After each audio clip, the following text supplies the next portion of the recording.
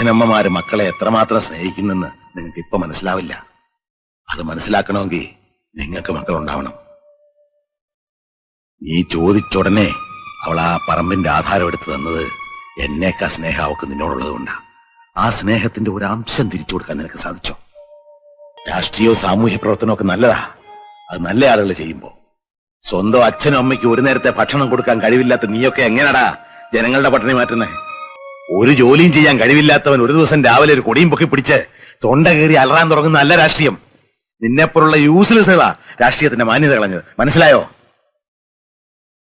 സ്വന്തം ബെങ്ങക്കൊരു കല്യാണാലോചന വന്നപ്പോ നീ അത് മുടക്കാൻ നോക്കി. നീയൊക്കെ ചേർന്നവനെ ട്രാൻസ്ഫർ ചെയ്യിച്ചു.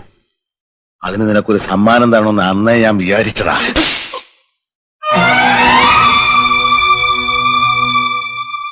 ഏതൊരു ബിസിനസ്സിലും മുതൽ മുടക്കുന്ന ലാഭം കിട്ടണം, അല്ല ബിസിനസ് പൊളിയും. എന്റെ ബിസിനസ് പൊളിഞ്ഞിരിക്കുകയാണ്. നീയൊക്കെ ജനിച്ച അന്ന് മുതൽ ഈ ദിവസം വരെ എന്റെ ചോരയെ നീരുവായിരുന്നു എന്റെ ഇൻവെസ്റ്റ്മെന്റ്. അത് വറ്റിക്കഴിഞ്ഞിരിക്കുന്നു. അതുകൊണ്ട് ഇത് ഇവിടെ അവസാനിപ്പിക്കാം. ഇറങ്ങും പുറത്ത്. ഇനി എനിക്ക് മക്കളുമില്ല മരുമക്കളുമില്ല, എല്ലാം ഇപ്പൊ ഇറങ്ങണം. ആദ്യം സ്വയം നന്നാകണം, പിന്നെ വീട്, എന്നിട്ട് വേണം നാട് നന്നാക്കാൻ.